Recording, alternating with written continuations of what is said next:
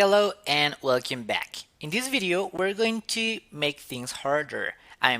Now we're going to apply a little bit of logic to a script, so we're going to have conditions. So the first thing that we're going to do is that we're going to, if you're in the container, let's go out of the container and let's keep modifying the script that we created before. So here, we're going to add a third parameter, which is going to be like show. And then the thing is that this parameter is going to be a Boolean value. So it could be true or false. And then we're going to say if this parameter is true, then you are going to print the name and the last name for that person. Let me show you here.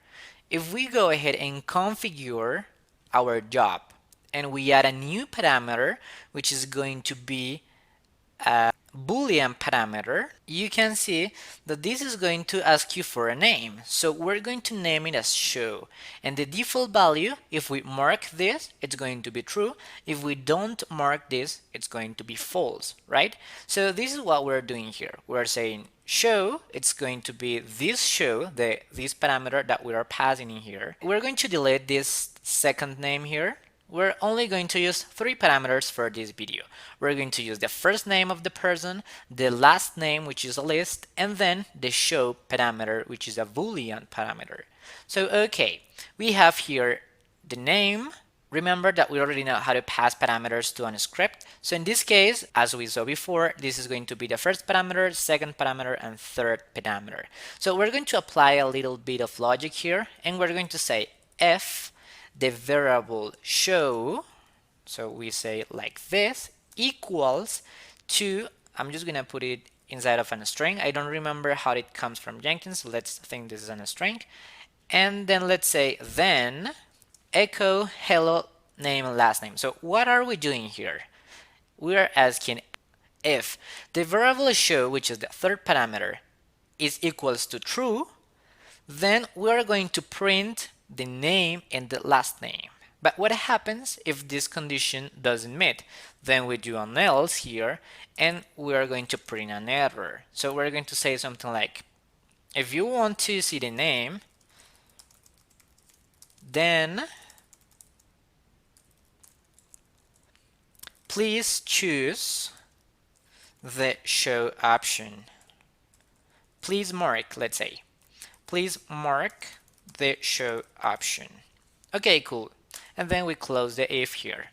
Nice. So if we now execute this script, what do you think that is going to happen? Well, the first thing that is going to happen is that this guy is telling us, if you want to see the name, please mark the show option. But we don't have any show option in here.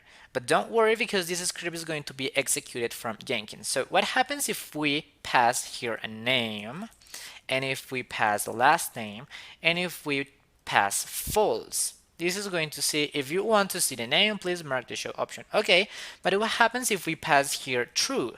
What you see is that now the script is printing the name because the condition is being met, and in this case, the third parameter, the show parameter, is true. So let me show you the script once again, and this is our logic. So remember that here in Jenkins, we have just created a Boolean parameter with the name of show, which is going to be the third parameter for our script, and the default value for this case is going to be true because we marked this.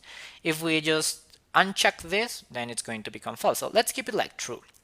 And now that our script is working good, we're going to copy this script to our container. Remember that we're outside of the container. So let's copy this to the same location as before.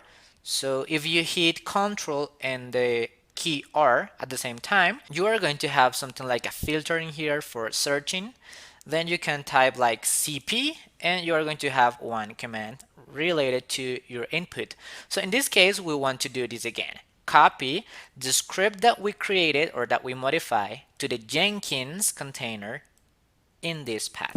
So let's copy this. Let's go ahead and exec into the container and let's look for temp script. And as you can see, all our modifications are in place. So cool.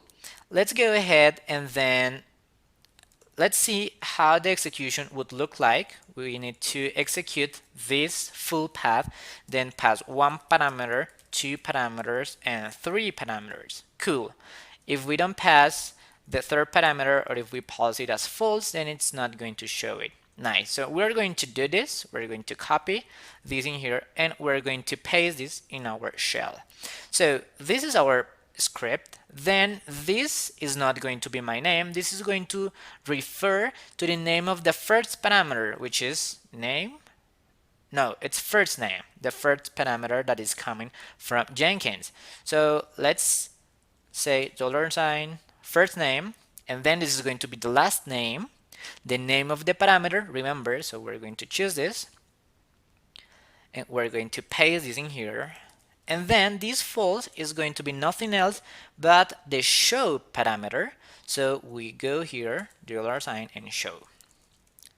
So remember that this is the first parameter that we're defining on our script. If we do a cat temp script, you're going to see that name, first parameter, last name, second parameter, and show third parameter. First, second, and third. It's pretty cool. Okay, so now we click on the save button and we click in build with parameters. So as you can see, now we have the first name, which is a string parameter, and we can call it like John, and then we have the last name that we can say Joe, for example, from the list. And then we have this show. So remember, when you mark this, this is going to be true. When you don't mark this, this is going to be false. So in this case, let's keep it like false and let's hit the build button. And once the execution finishes, you are going to go to the number console output, and then you are going to see the error here, which says if you want to see the name, please mark the show option. Okay, so we're going to execute it back. We're going to mark this show option.